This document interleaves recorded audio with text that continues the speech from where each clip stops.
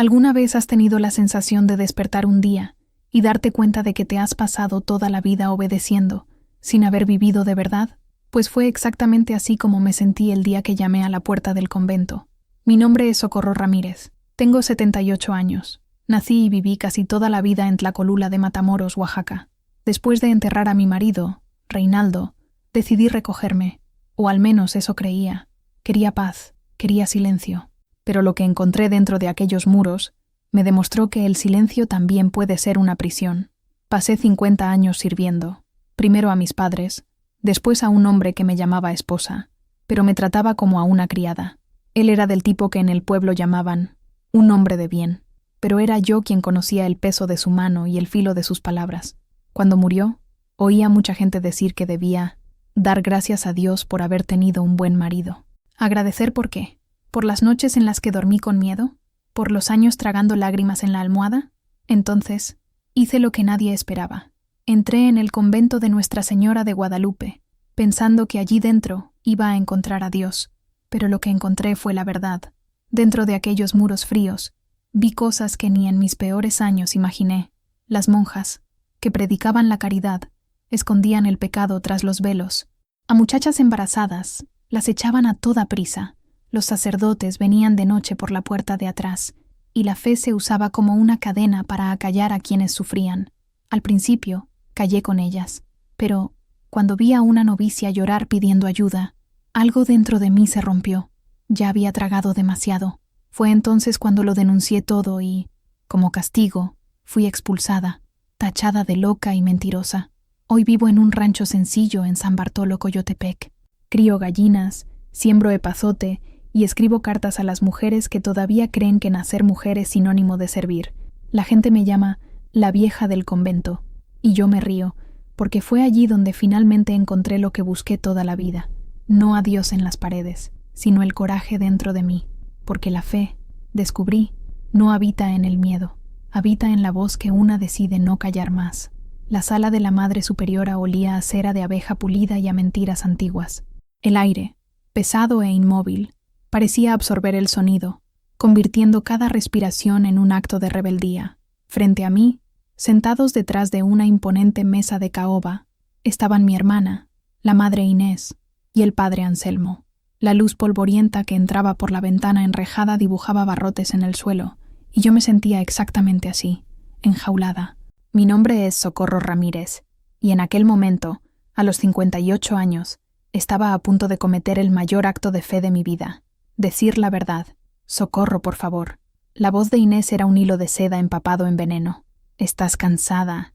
No sabes lo que dices. Estas acusaciones son delirios de una mujer enlutada. Sus ojos, del mismo color que los míos, pero fríos como piedras de río, me suplicaban silencio. El padre Anselmo, por su parte, mantenía una sonrisa serena, una máscara de piedad que no alcanzaba sus ojos. Eran ojos de depredador, evaluando a su presa. Juntó las yemas de los dedos, un gesto que debería transmitir calma, pero que para mí sonaba como el cierre de una trampa.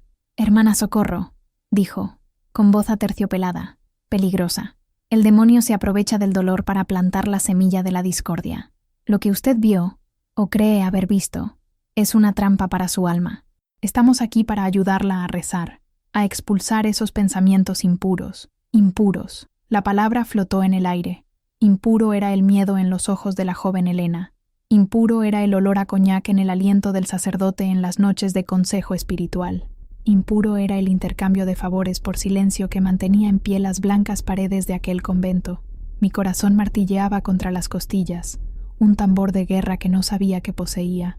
Durante toda una vida, yo había sido la esposa obediente, la mujer silenciosa, la viuda discreta. Mi voz era un músculo atrofiado, pero allí, en esa sala opresiva, algo se rompió. Miré la estatua de Nuestra Señora de Guadalupe en la esquina, la misma imagen que me enseñaron a venerar desde niña. Sus ojos de cristal parecían animarme. Respiré hondo, sintiendo el aire frío llenar mis pulmones. No es el demonio, padre, es mi conciencia. Mi voz salió más firme de lo que esperaba. Y ella ya no me permite ser cómplice de lo que sucede entre estas paredes. No en nombre de Dios. La máscara de Inés se resquebrajó. Su rostro se contrajo de furia. «No tienes derecho. Después de todo lo que he hecho por ti, acogiéndote aquí. No me acogiste, Inés, la interrumpí, y por primera vez vi a la mujer detrás del hábito, a mi hermana mayor, la que siempre supo doblegar el mundo a su voluntad. Me escondiste, igual que escondes todas las demás verdades incómodas que llegan a esta puerta.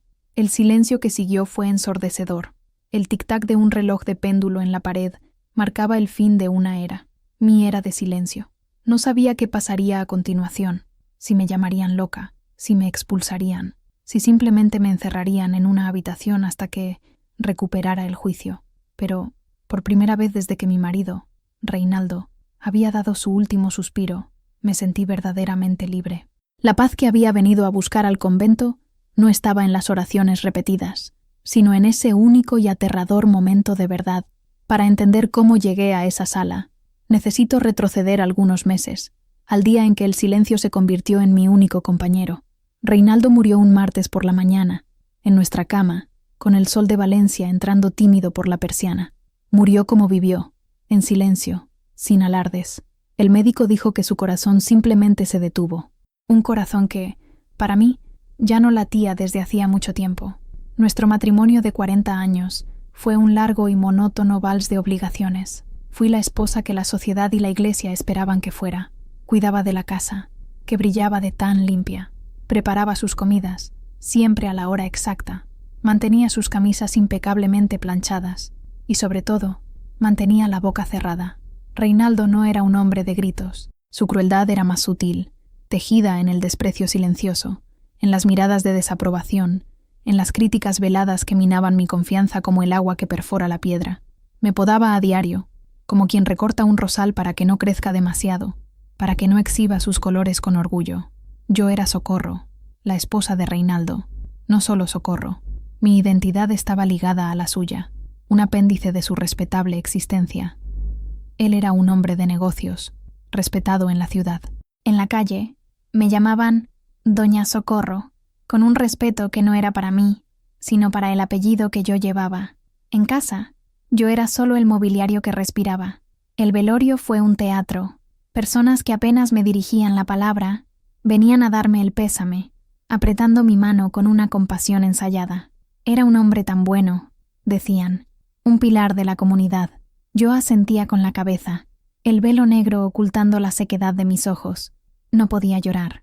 Sentía un vacío, sí, pero era un vacío antiguo, familiar. Lo nuevo era una punzada de algo que apenas me atrevía a nombrar. Alivio. Cuando el último invitado se fue y la casa se sumió en la penumbra, me senté en su sillón. El cuero aún guardaba la forma de su cuerpo. El olor de su tabaco todavía flotaba en el aire. Y yo, por primera vez en 40 años, estaba completamente sola. El silencio de la casa ya no era el silencio impuesto por su presencia. Era un silencio mío, un lienzo en blanco, y eso me aterrorizaba. ¿Quién era yo sin él? ¿Qué me gustaba hacer? ¿Cuál era mi comida favorita? Si durante décadas solo cociné lo que a él le gustaba. No sabía las respuestas. A los 58 años, era una extraña para mí misma. Los días que siguieron fueron una neblina de formalidades y soledad. Vendí su negocio, pagué las deudas, ordené los armarios. En cada cajón encontraba un pedazo de una vida que no parecía mía. Fue en una de esas tardes grises, con la lluvia golpeando la ventana, cuando sonó el teléfono. Era Inés, mi hermana, la madre superiora del convento de Nuestra Señora de Guadalupe, en Oaxaca, México. Yo había nacido en México, pero me había mudado a España con Reinaldo poco después de la boda. No veía a mi hermana desde hacía casi 20 años. Socorro, querida. Su voz era un bálsamo, llena de una autoridad suave. Me enteré de lo de Reinaldo. Lo siento mucho. Sé lo difícil que debe de ser para ti. Murmuré un agradecimiento. Escucha, continuó. No puedes quedarte ahí sola. Esa casa está llena de recuerdos. ¿Por qué no vienes a pasar un tiempo aquí en el convento? Un retiro espiritual, para rezar, encontrar paz, reconectarte con Dios y contigo misma. El aire de Oaxaca te sentará bien. Paz, la palabra resonó en mi mente. Era todo lo que creía querer. Un lugar donde las reglas eran claras, donde el silencio era sagrado, donde no necesitaría tomar decisiones. Un lugar para desaparecer. No sé, Inés, dudé. Piénsalo como un refugio, un socorro para tu alma, dijo, usando mi propio nombre como una invitación. Las puertas siempre estarán abiertas para ti. Esa noche no pude dormir. La propuesta de Inés era como un salvavidas lanzado a un mar de incertidumbre. No quería reconstruir una vida, quería huir de ella. Y el convento parecía el escondite perfecto, un lugar de muros altos, rutinas rígidas y silencio bendito. Un lugar donde podría, finalmente, dejar de ser. La decisión de ir a Oaxaca no fue un impulso, sino una lenta rendición. Cada día en aquella casa de Valencia era un recordatorio de mi inexistencia.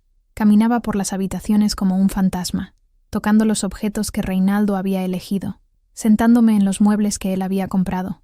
Era su casa, su vida. Yo solo había sido una inquilina.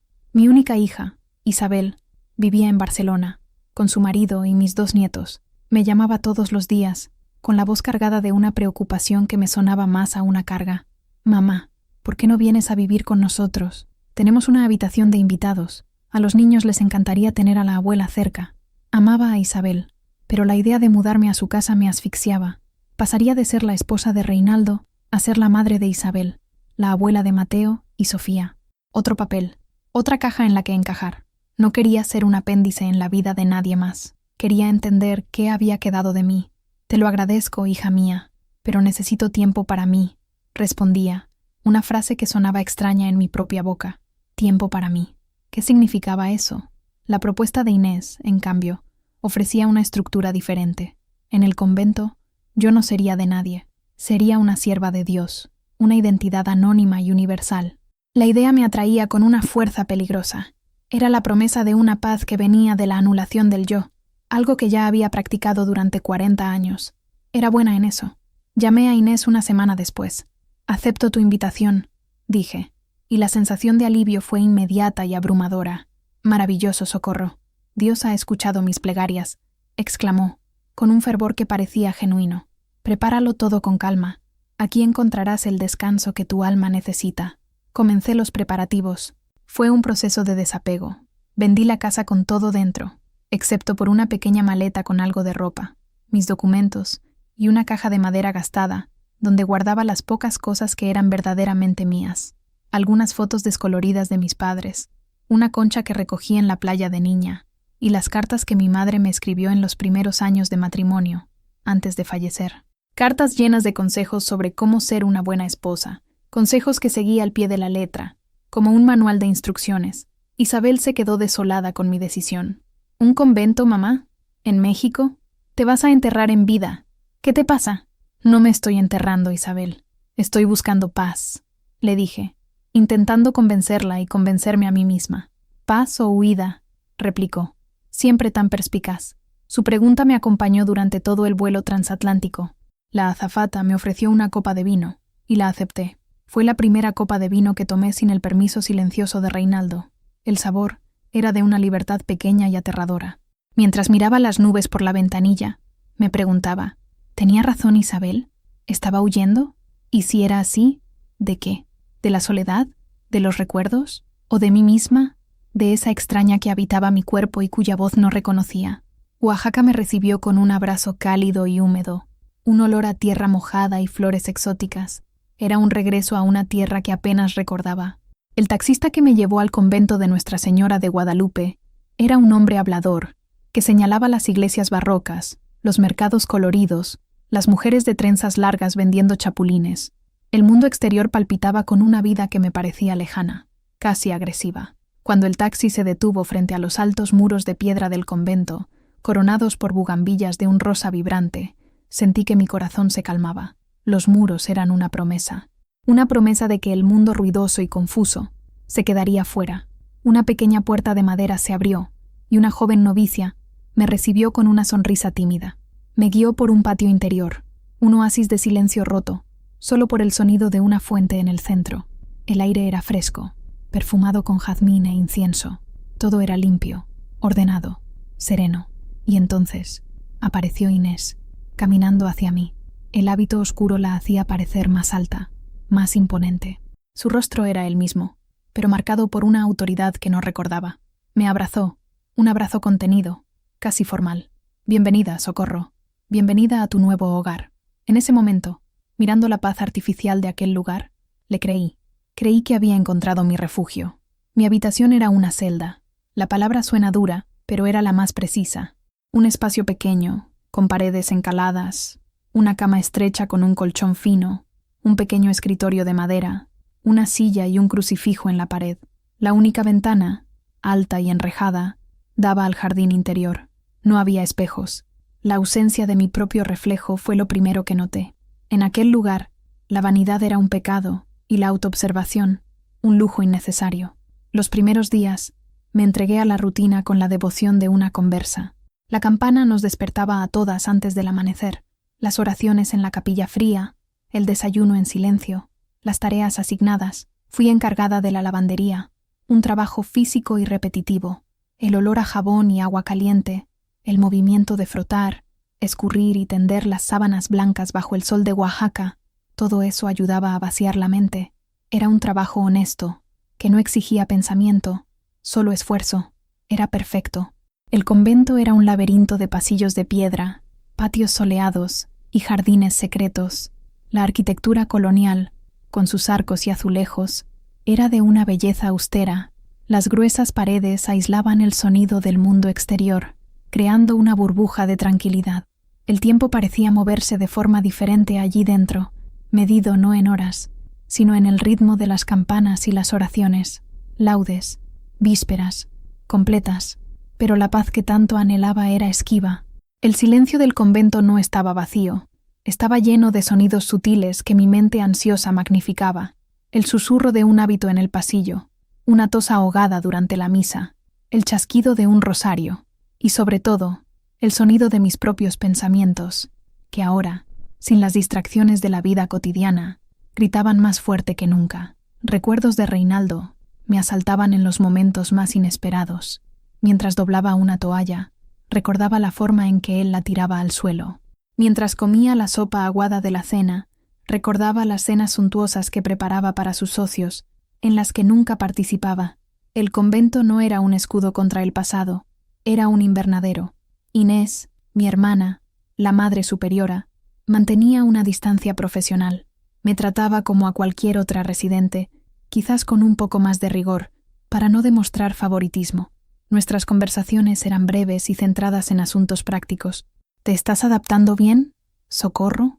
Preguntaba, sin esperar una respuesta detallada. Sentía sus ojos sobre mí, evaluando, midiendo mi conformidad.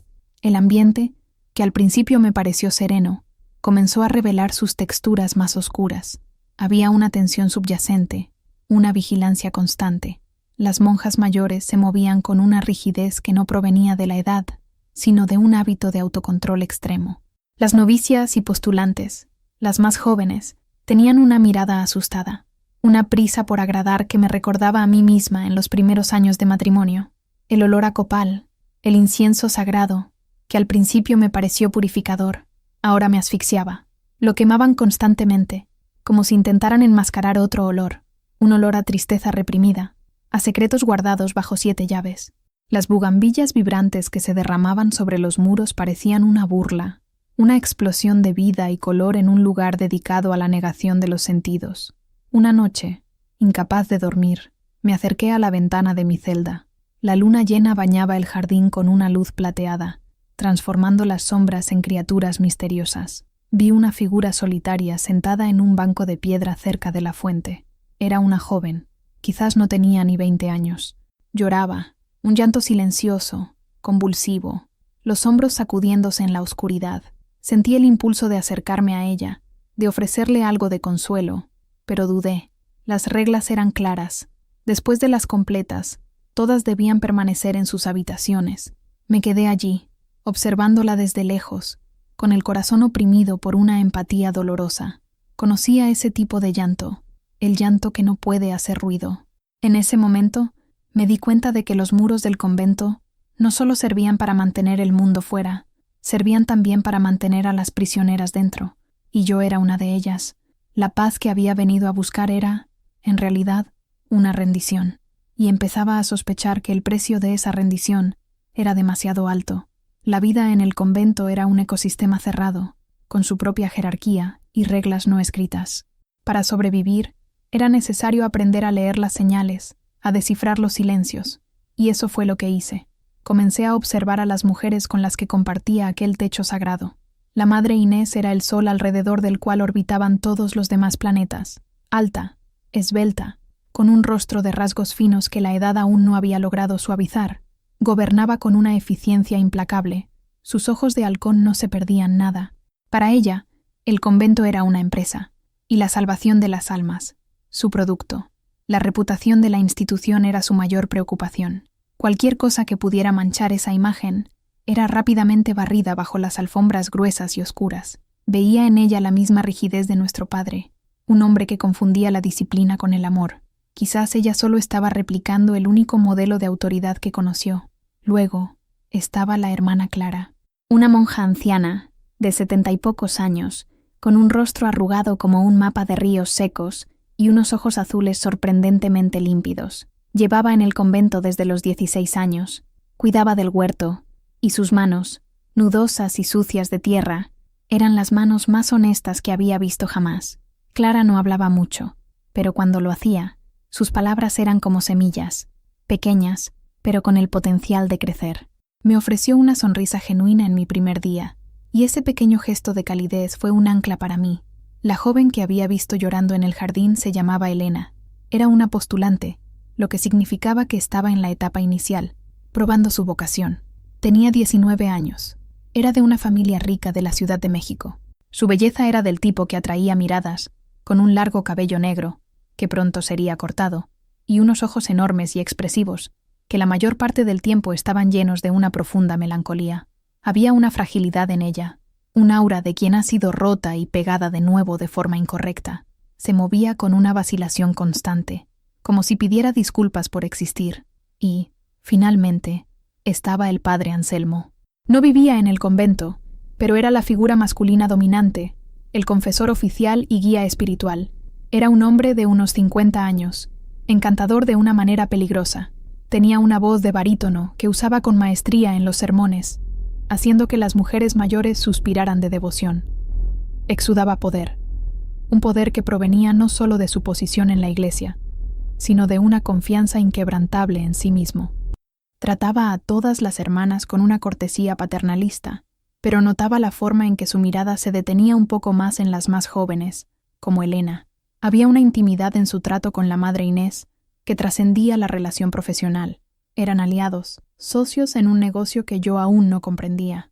Mi rutina en la lavandería me ponía en contacto con la ropa de todas. Era un trabajo extrañamente íntimo.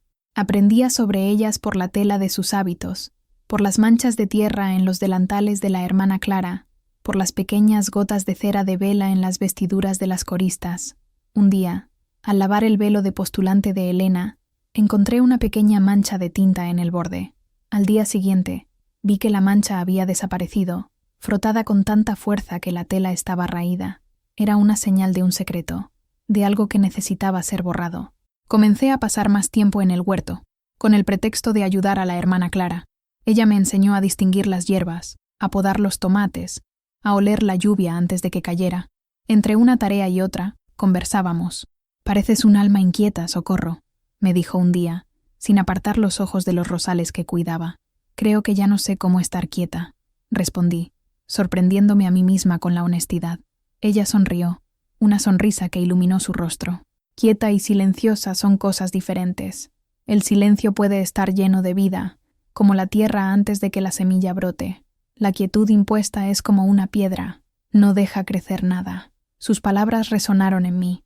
Lo que yo buscaba era el silencio fértil de la tierra de Clara, pero lo que el convento ofrecía era la quietud estéril de la piedra.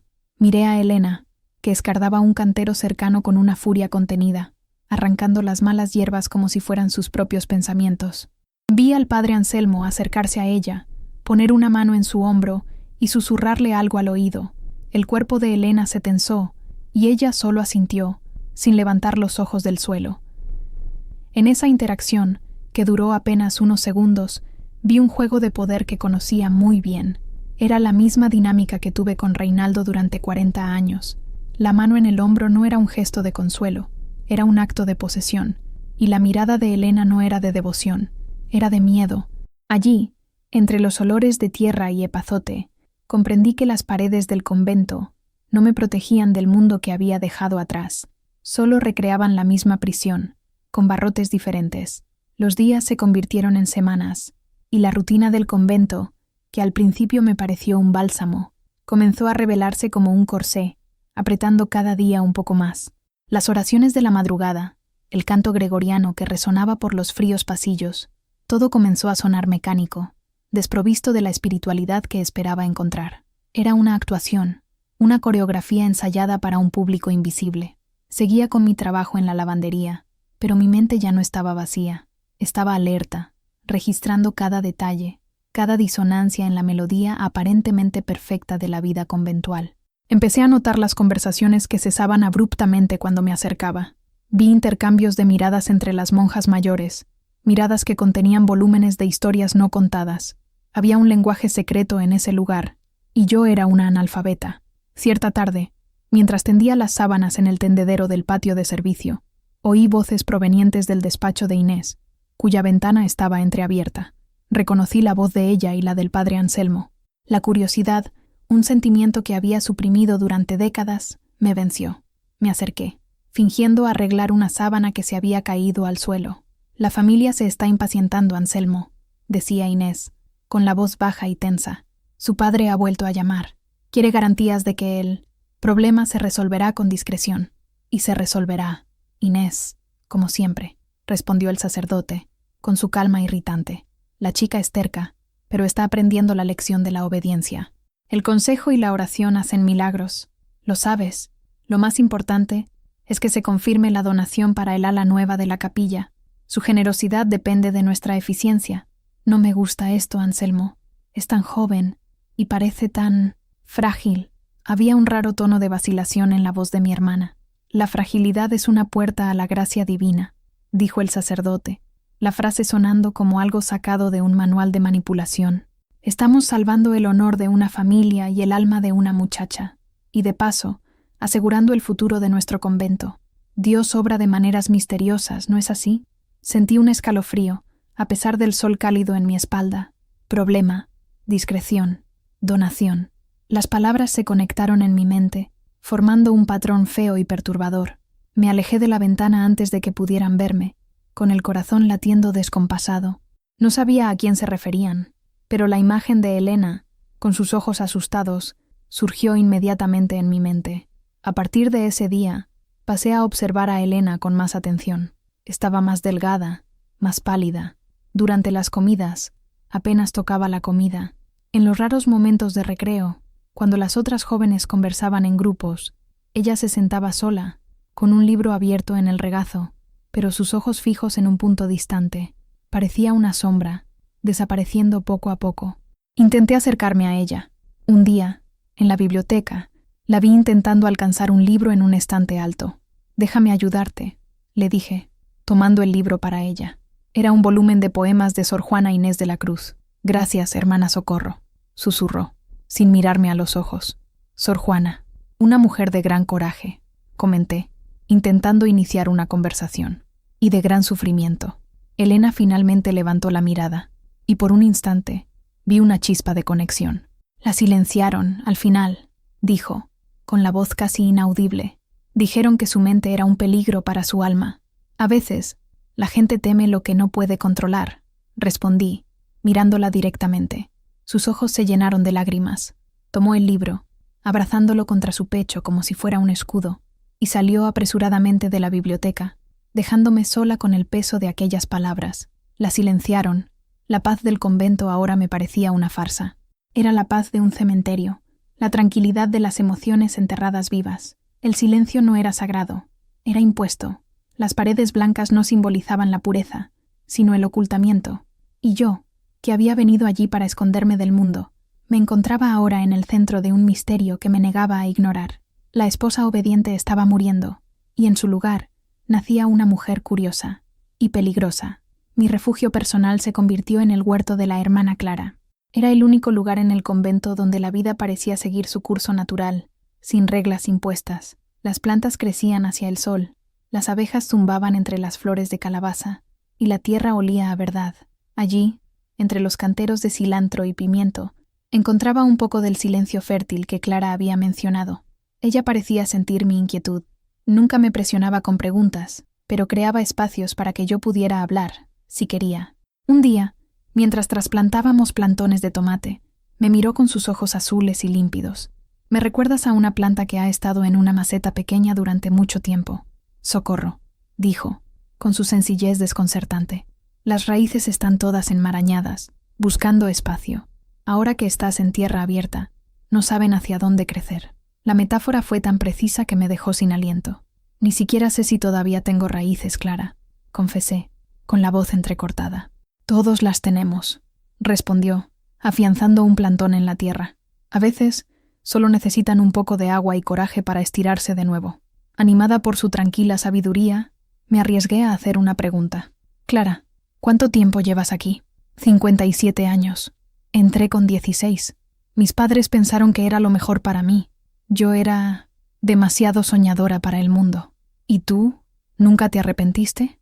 ¿Nunca echaste de menos el mundo de ahí fuera?» Dejó lo que estaba haciendo y se limpió las manos en el delantal. Miró el cielo azul de Oaxaca, una mirada que parecía contener décadas de recuerdos. «El mundo de ahí fuera también tiene sus muros, Socorro. A veces, más altos y más crueles que estos.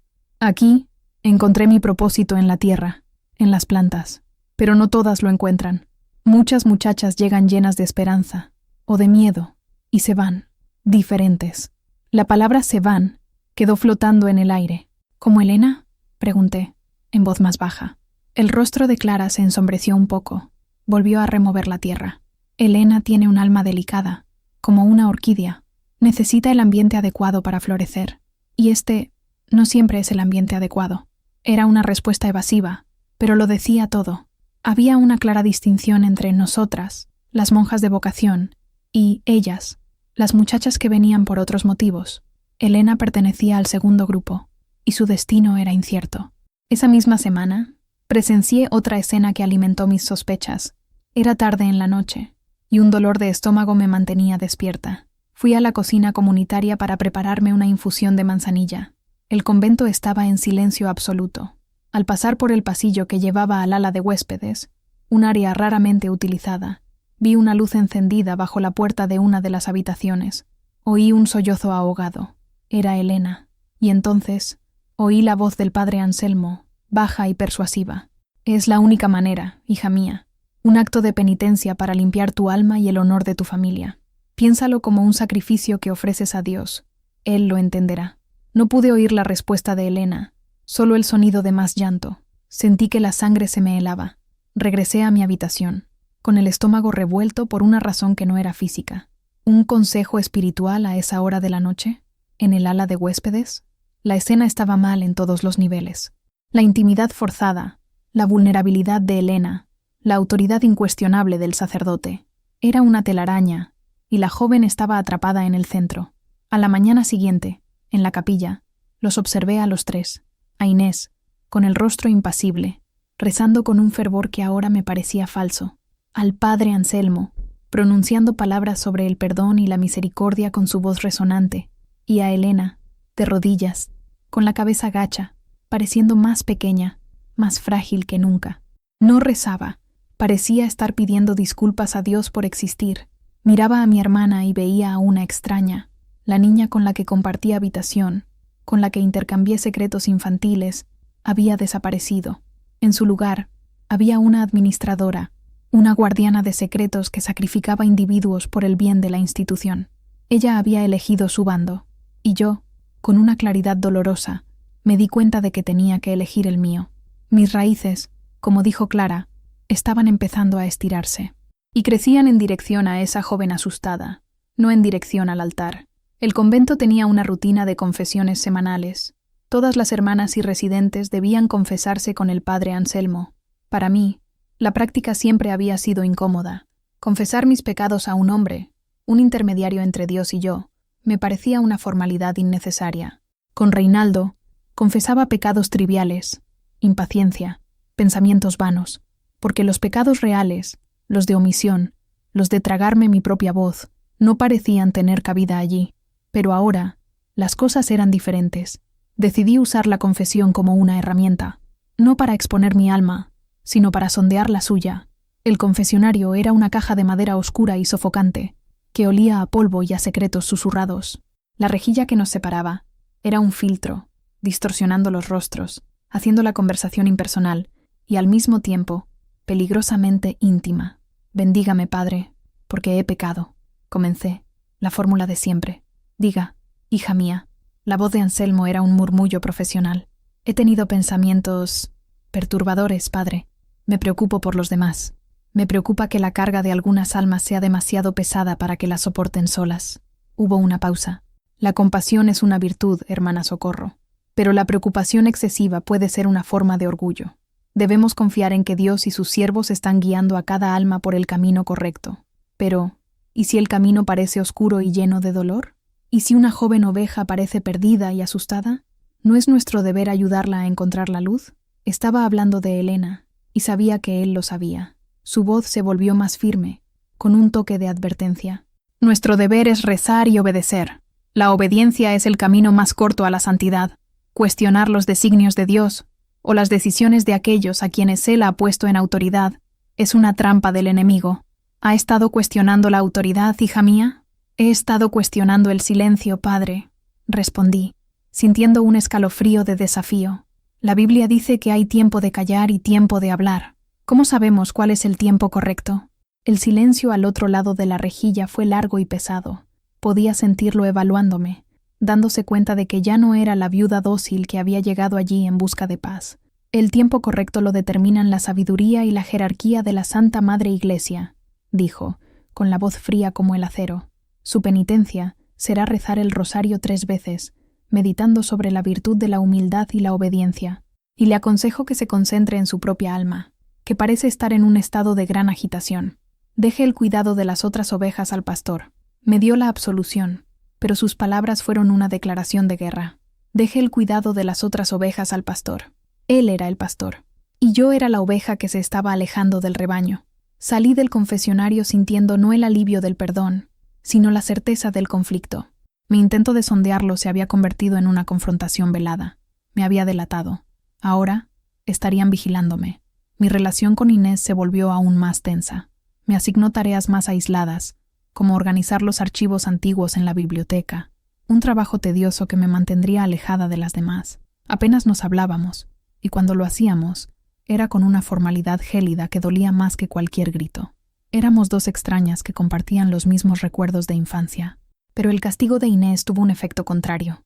La biblioteca, con su olor a papel viejo y cuero, se convirtió en mi nuevo campo de investigación. Los archivos del convento eran un registro de décadas de historia, libros de contabilidad, registros de entrada y salida de novicias, correspondencia. Mientras catalogaba los volúmenes polvorientos, empecé a notar un patrón. Cada pocos años había registros de jóvenes de familias adineradas que entraban como postulantes, pero salían después de 6 a 8 meses. Las anotaciones junto a sus nombres eran siempre vagas. Transferida a otro convento. Regresó a casa por motivos de salud. No poseía verdadera vocación. Coincidiendo con la salida de estas muchachas, los libros de contabilidad registraban grandes donaciones anónimas. No era una prueba concreta, pero era un humo denso y oscuro. El convento no era solo un lugar de oración. Para ciertas personas, era un servicio, un lugar para esconder problemas, para hacer desaparecer a jóvenes inconvenientes, el tiempo suficiente para que un escándalo fuera sofocado. Y el precio de ese servicio era una donación generosa. Sentí una oleada de náuseas. La piedad, la caridad, la fe, todo parecía una fachada para un negocio cínico. Y Elena era solo la cliente más reciente. El descubrimiento en los archivos de la biblioteca lo cambió todo. Ya no era una cuestión de intuición o de sospechas vagas. Tenía un patrón, una historia repetida de jóvenes que entraban y desaparecían de los registros, dejando tras de sí un rastro de dinero. Mi corazón pesaba con el conocimiento. Lo que antes era un refugio, ahora parecía una prisión de lujo para chicas ricas con secretos. Decidí que necesitaba una aliada, alguien que conociera el convento por dentro, alguien en quien pudiera confiar. Solo había una persona, la hermana Clara. Esperé la oportunidad adecuada. La encontré en su pequeño invernadero, un anexo de cristal en la parte trasera del huerto, donde cultivaba las plantas más delicadas.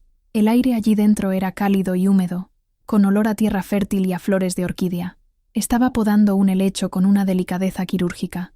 «Clara, ¿puedo hablar contigo?», empecé, con la voz un poco temblorosa. Se giró, y sus ojos azules me examinaron con una preocupación genuina. «Claro, Socorro. Siéntate. Pareces llevar el peso del mundo sobre tus hombros». Me senté en un taburete de madera. Las palabras tardaron en salir. ¿Cómo podía acusar a la institución a la que ella había dedicado toda su vida? Yo he visto cosas, Clara, cosas que no entiendo. Sobre Elena, sobre el padre Anselmo. Respiré hondo y le conté todo.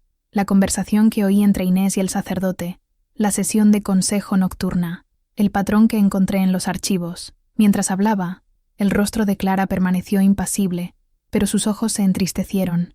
No pareció sorprendida. Cuando terminé, suspiró, un sonido largo y cansado, como el viento pasando por árboles antiguos. «Temía que lo vieras», dijo, finalmente. «Tienes los ojos abiertos. La mayoría de nosotras aprende a cerrarlos para sobrevivir». «Entonces es verdad». Mi voz era un susurro.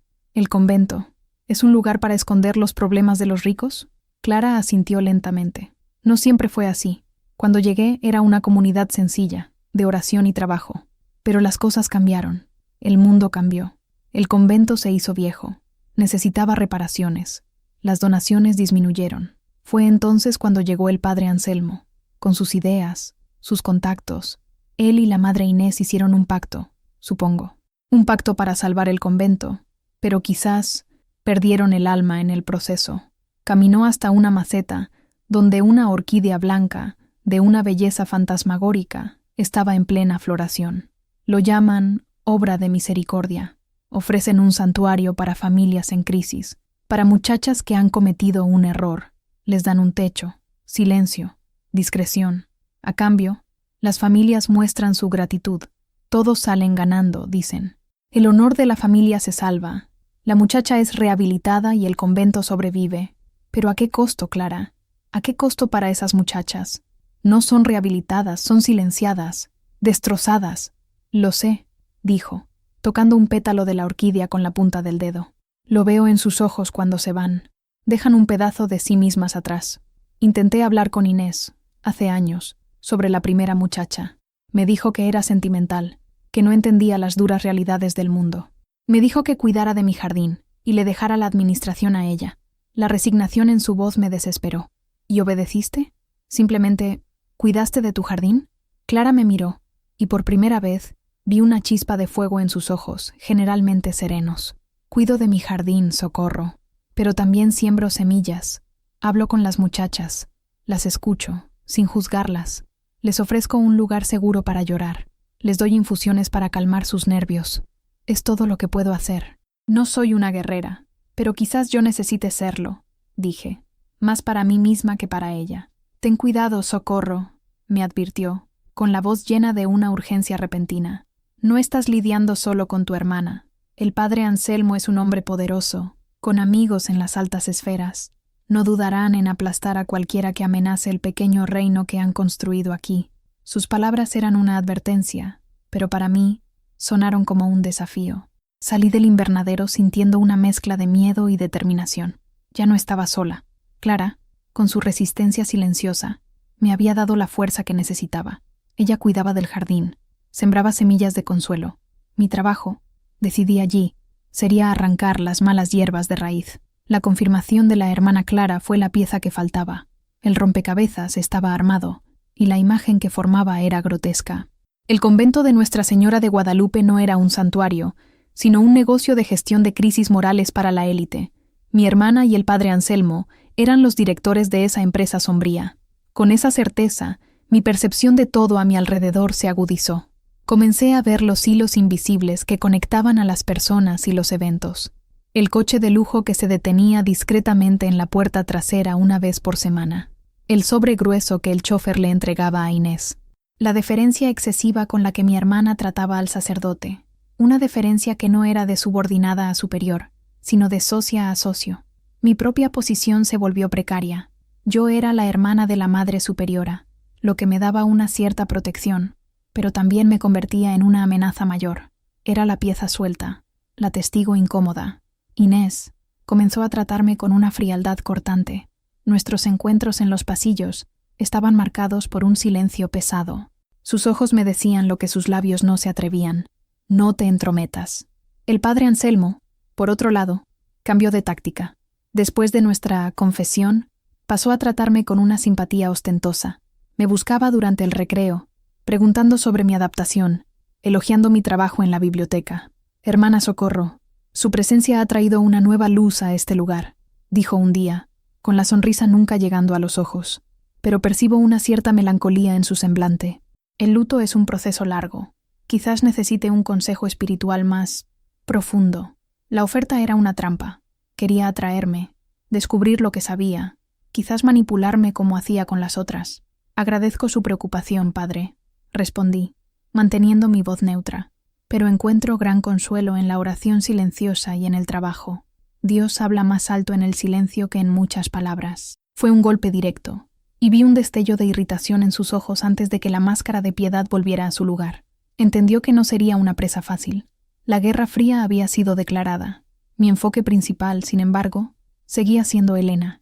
Necesitaba llegar a ella, ofrecerle una salida, una alternativa al camino de silencio y vergüenza que estaban trazando para ella. Pero estaba cada vez más aislada. Rara vez salía de su habitación, excepto para las obligaciones esenciales. Parecía que Inés y el sacerdote habían construido una muralla a su alrededor. Observaba desde lejos, impotente. La veía en la capilla, un fantasma en un banco. La veía en el refectorio, empujando la comida en el plato. Su luz se estaba apagando, y sentía una urgencia desesperada por reavivarla. Me veía a mí misma en ella, en mi propia juventud, aprendiendo a tragar palabras, a encogerme para caber en las expectativas de los demás. La historia se estaba repitiendo, y no podía permitirlo. Una noche, surgió la oportunidad. Una fuerte tormenta se desató sobre Oaxaca. La lluvia golpeaba las ventanas, y el sonido de los truenos resonaba por los pasillos de piedra. La energía eléctrica parpadeó y se fue, sumiendo al convento en la oscuridad, excepto por la luz de las velas de emergencia. En medio del caos, vi a Elena salir de su habitación y correr hacia el jardín, bajo la lluvia torrencial. No llevaba nada para protegerse, el fino algodón de su camisón pegado a su cuerpo. Era un acto de desesperación. Nadie pareció notarlo, excepto yo. Sin pensarlo 2 veces, tomé un chal grueso y la seguí.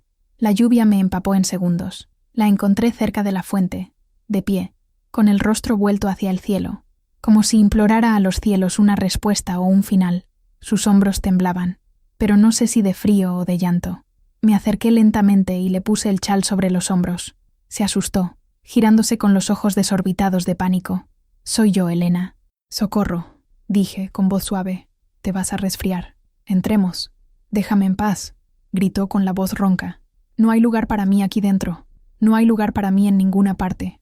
«Eso no es verdad», le dije, sujetando sus brazos con firmeza, pero con delicadeza. «Siempre hay un lugar. A veces, solo necesitamos ayuda para encontrarlo». Se derrumbó en mis brazos, el cuerpo convulsionando en sollozos. Allí, en medio de la tormenta, bajo la mirada de las gárgolas de piedra del convento, la abracé. Era la primera vez que ofrecía consuelo a alguien de forma tan directa, sin pedir permiso, sin miedo a estar haciendo lo incorrecto. Y al abrazarla, sentía que también estaba abrazando a la joven Socorro, a la novia asustada, a la esposa solitaria. Estaba reescribiendo mi propia historia a través de ella. Llevé a Elena al invernadero de la hermana Clara. Era el único lugar que me parecía seguro, un santuario dentro del falso santuario. La tormenta exterior ahogaba nuestros sonidos. Encendí un candil de aceite, y la luz suave danzó sobre las hojas verdes y las flores dormidas, creando un ambiente íntimo y protegido. Mientras Elena temblaba bajo el chal, fui al pequeño hornillo que Clara usaba para calentar agua y preparé una infusión fuerte de toronjil y manzanilla, añadiendo una cucharada de miel de la colmena del convento. Le entregué la taza humeante en sus manos, que la sujetaron como si fuera una fuente de vida. Nos sentamos en silencio durante un largo rato, escuchando solo la lluvia y nuestra respiración. No la presioné. Esperé a que estuviera lista para hablar. La paciencia era una habilidad que había aprendido a la fuerza durante 40 años. Finalmente, habló, con la voz como un susurro frágil. «Quieren enviarme lejos». «¿A dónde?», pregunté, delicadamente. «A un rancho de una tía abuela en Chiapas. Un lugar en medio de la nada. Dijeron que es para que reflexione y me recupere. pero es para esconderme, para esconder la vergüenza. La palabra vergüenza me golpeó como un puñetazo. ¡Qué vergüenza, Elena! ¿Qué error has cometido que merezca ser escondido del mundo? Miró la taza en sus manos, las lágrimas comenzando a caer de nuevo, mezclándose con el vapor de la infusión. Antes de venir aquí, estaba enamorada de un chico de mi ciudad, Javier. Nuestros padres no lo aprobaban. Su familia no era adecuada para la mía. Nos veíamos en secreto. Su voz se quebró.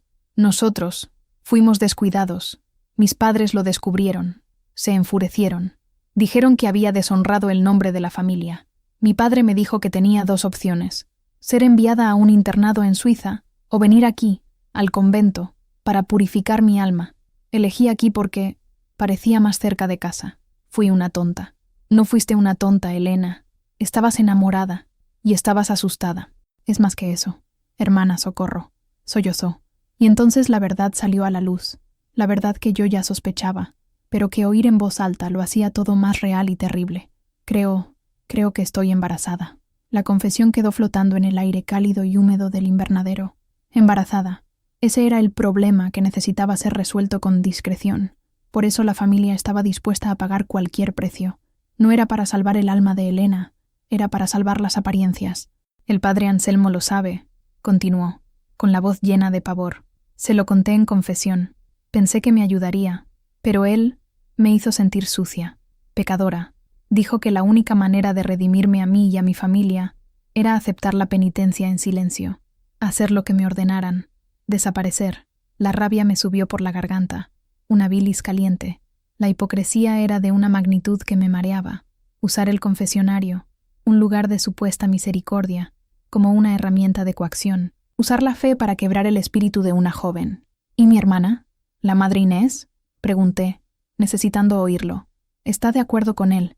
Dijo que es lo mejor para todos, para la reputación del convento, para mi familia, para mí. Dijo que soy joven, que tendré tiempo para reconstruir mi vida después de que el problema se resuelva. La forma en que usaba las mismas palabras que yo había oído, problema, resuelva, me mostró cuán profundamente la habían manipulado, haciéndola adoptar el lenguaje de ellos para describir su propia vida, su propio cuerpo. Sostuve sus manos, que estaban frías a pesar de la taza caliente. Escúchame, Elena. Lo que está creciendo dentro de ti no es un problema, es una vida, y lo que hiciste no fue un pecado imperdonable, fue un acto de amor. La vergüenza no es tuya. La vergüenza es de ellos, que usan el nombre de Dios para hacer negocios y para controlar a la gente. Me miró, con sus ojos enormes llenos de una mezcla de miedo y una chispa de esperanza. Era la primera vez que alguien le ofrecía una perspectiva diferente a la de la culpa. «¿Pero qué puedo hacer?», susurró. «No tengo a dónde ir. Mi familia no me aceptará. No estás sola», le dije, y las palabras salieron del fondo de mi alma. «No voy a dejar que te escondan. No voy a dejar que te silencien. Encontraremos una manera, juntas». Esa noche, en el invernadero, en medio de la tormenta, se forjó una alianza. No sabía exactamente qué haría, ni cómo me enfrentaría a mi hermana y al sacerdote, pero sabía que no le daría la espalda a Elena. Durante 40 años, había elegido el camino de la obediencia y el silencio. Ahora, por primera vez en mi vida, estaba eligiendo la rebelión. La noche de la tormenta fue un punto de inflexión. A partir de ese momento, Elena y yo nos convertimos en conspiradoras. Nuestro secreto era un lazo frágil, pero poderoso, que nos unía contra la autoridad opresora del convento. Nuestros encuentros eran breves y arriesgados, siempre disfrazados de actividades rutinarias. Una conversación susurrada en el huerto, mientras fingíamos escardar. Una nota pasada de mano en mano junto con un libro en la biblioteca. Una mirada significativa intercambiada durante las comidas silenciosas. La hermana Clara, con su sabiduría discreta, facilitaba nuestros encuentros, creando distracciones o asignándonos tareas en el mismo lugar. Era nuestra centinela silenciosa. Mi primer objetivo era fortalecer el espíritu de Elena. Había sido tan adoctrinada con la idea de su propia culpa que apenas podía verse a sí misma como una víctima. «Me hicieron creer que yo soy el problema», me dijo un día, en voz baja, «que si no hubiera sido débil, nada de esto estaría pasando». «Elena, su fuerza proviene de tu silencio y de tu culpa», respondí, mientras doblábamos sábanas en la lavandería. «Cuando dejas de culparte, les quitas el poder sobre ti. Mírame, Pasé 40 años casada con un hombre que me hacía sentir inadecuada todos los días. Yo le creía que el problema era yo. Me tomó 40 años, y su muerte darme cuenta de que el problema nunca fui yo, era él. No cometas el mismo error. No esperes tanto tiempo para reclamar tu propia dignidad. Comencé a contarle historias, no historias de la Biblia, sino historias de mujeres fuertes que conocí, o sobre las que leí. Le hablé de Sor Juana, la poetisa que desafió a la Iglesia para defender su derecho a aprender y escribir. Le hablé de mi propia madre, que, a pesar de enseñarme a ser una esposa sumisa, era una mujer de una inmensa fuerza interior, que administraba la casa y la pequeña granja familiar, con una competencia que mi padre nunca reconoció. Poco a poco, vi un cambio en Elena. La postura encorvada comenzó a enderezarse. La mirada asustada dio paso a un brillo de determinación. Empezó a comer mejor, a cuidarse, no por obediencia, sino por un recién descubierto sentido de autoconservación. Estaba luchando, silenciosamente, por sí misma y por la vida que llevaba dentro. Mientras tanto, yo trazaba un plan. Sabía que una confrontación directa y precipitada sería inútil. Me desacreditarían, me llamarían loca, una viuda senil. Necesitaba más que la palabra de una joven asustada contra la de un sacerdote respetado y una madre superiora. No tenía pruebas concretas, solo los patrones en los libros de registro y la confesión de Elena. Necesitaba algo más. Mi plan era arriesgado. Necesitaba contactar con el mundo exterior. Necesitaba encontrar a Javier, el padre del bebé de Elena. Si todavía la amaba, podría ser un aliado. Y, más importante, necesitaba encontrar una manera de exponer la verdad a alguien que pudiera hacer algo al respecto. Tal vez un obispo, o incluso la prensa. El convento era una fortaleza. La correspondencia era censurada. Las llamadas telefónicas eran monitoreadas. Salir era casi imposible sin una buena excusa y el permiso de Inés. La oportunidad llegó de una forma inesperada. La hermana Clara, que sufría de una artritis severa, necesitaba ir a una consulta médica en la ciudad de Oaxaca. Generalmente, una de las monjas más jóvenes la acompañaba, pero yo me ofrecí. Inés, por favor, déjame ir con la hermana Clara, le pedí a mi hermana en su despacho. Me gustaría salir un poco, respirar un aire diferente, y puedo ayudar a Clara con más firmeza que una de las novicias. Inés me miró con desconfianza. Sus ojos escudriñaron mi rostro, buscando segundas intenciones. No necesitas salir, Socorro. La paz que buscas está aquí dentro. A veces la paz también está en servir a los demás, repliqué, usando el lenguaje que ella entendería. Por favor, hermana, es lo único que te pido. Dudó, pero finalmente consintió. Quizás pensó que sería más fácil vigilarme si me daba una pequeña concesión. Está bien, pero irán con el chofer del convento y volverán inmediatamente después de la consulta. Era suficiente. Era la rendija en la puerta que necesitaba. Esa tarde, Elena me entregó un trozo de papel arrugado con el nombre completo de Javier y el nombre de la pequeña tienda de artesanías que su familia poseía en uno de los mercados de Oaxaca. Dile, empezó, con los ojos llenos de lágrimas, dile que nunca lo he olvidado, y dile que no es su culpa. Se lo diré, querida, le prometí, apretando su mano, y le diré que eres la mujer más valiente que conozco. Al día siguiente, al salir por las puertas del convento junto a la hermana Clara, sentí el sol en mi rostro y una sensación de libertad y peligro que hizo que mi corazón se acelerara. Estaba en una misión, y no podía fallar. La ciudad de Oaxaca fue un asalto a los sentidos. Después de meses inmersa en la contenida paleta de colores del convento, blanco, marrón, negro, las calles explotaban en tonos de azafrán, añil y fucsia. El aire vibraba con los sonidos de bocinas, música de marimba y el pregón de los vendedores. El olor a maíz asado, chocolate y mole se mezclaba en el aire, un perfume de vida palpitante que me mareó. El chofer, un hombre taciturno llamado Mateo, nos dejó frente a la consulta del médico y nos informó que volvería en exactamente 2 horas. 2 horas. Era todo lo que tenía. La hermana Clara me miró, sus ojos azules comprendiéndolo todo. Tardaré todo lo que pueda, Socorro. El médico es un hombre paciente. Ve, que Dios te acompañe. Agradecí con un gesto de cabeza y me perdí en la multitud. Mi corazón latía con fuerza. Me sentía como una espía en una tierra extraña. Le pregunté a un vendedor ambulante por la ubicación del mercado de artesanías, y me señaló la dirección. El mercado era un laberinto vibrante de puestos que vendían alfombras de lana, cerámica negra, y alebrijes de colores. Caminaba deprisa, mis ojos buscando el letrero de la tienda de la familia de Javier. Finalmente, lo encontré. Artesanías Solís. Era una tienda pequeña, abarrotada de piezas de cerámica pintadas a mano. Detrás del mostrador, un joven de unos 20 años, de cabello oscuro y ojos tristes, atendía a una turista. Era él. Tenía la misma expresión melancólica que veía en algunas fotos antiguas de Elena. Esperé a que la turista se fuera y me acerqué. ¿Javier Solís?, pregunté. Él levantó la vista, sorprendido. Sí. ¿En qué puedo ayudarla? Su mirada pasó por mi vestido sencillo y oscuro, tratando de situarme. Mi nombre es Socorro. Vengo en nombre de Elena. Al oír su nombre, el rostro de Javier se transformó. La apatía dio paso a un dolor agudo, seguido de rabia. ¿Elena? ¿Qué quiere? Me dijo que me fuera. Dijo que no quería volver a verme, que se iba a dedicar a Dios. Me partió el corazón. No tuvo elección, Javier. Su familia la obligó. Se rió. Un sonido amargo. Su familia nunca me quiso. Creen que somos demasiado pobres, demasiado indignos. Pero Elena prometió que lucharíamos. Está luchando, Javier. Más de lo que imaginas. Me incliné sobre el mostrador y bajé la voz. Elena está en el convento de Nuestra Señora de Guadalupe y necesita ayuda. Están tratando de esconderla, de enviarla lejos. ¿Esconderla? ¿Por qué? Respiré hondo. Porque está esperando un hijo tuyo. El impacto de la noticia lo golpeó como una ola. Retrocedió un paso, con el rostro pálido. Se apoyó en un estante, casi derribando una pila de platillos. ¿Embarazada? Dios mío. Elena, ¿está bien? ¿La están tratando bien? La están destrozando psicológicamente, Javier. Le están diciendo que es una pecadora, que necesita esconderse por vergüenza. Planean enviarla a un lugar aislado hasta que nazca el bebé. Y después, no lo sé, probablemente le quitarán el bebé. El dolor en el rostro de Javier se transformó en furia. No pueden hacer eso. Es mi hijo también. La amo.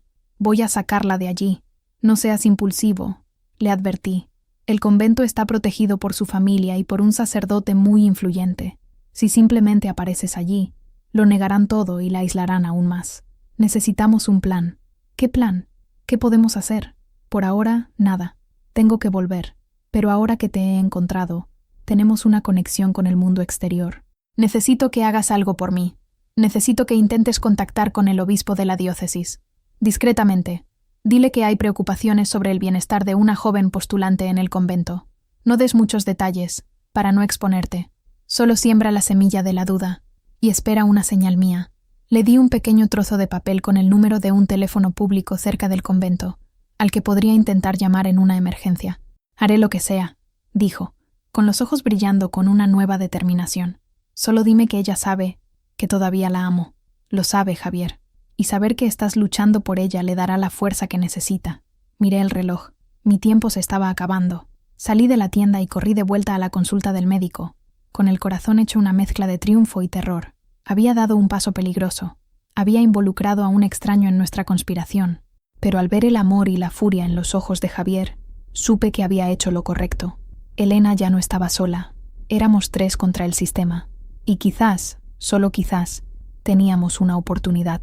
Regresar a los muros del convento después de mi incursión en la ciudad fue como sumergirme de nuevo en aguas profundas y silenciosas. El contraste era abrumador. El mundo de afuera era caótico, pero vivo.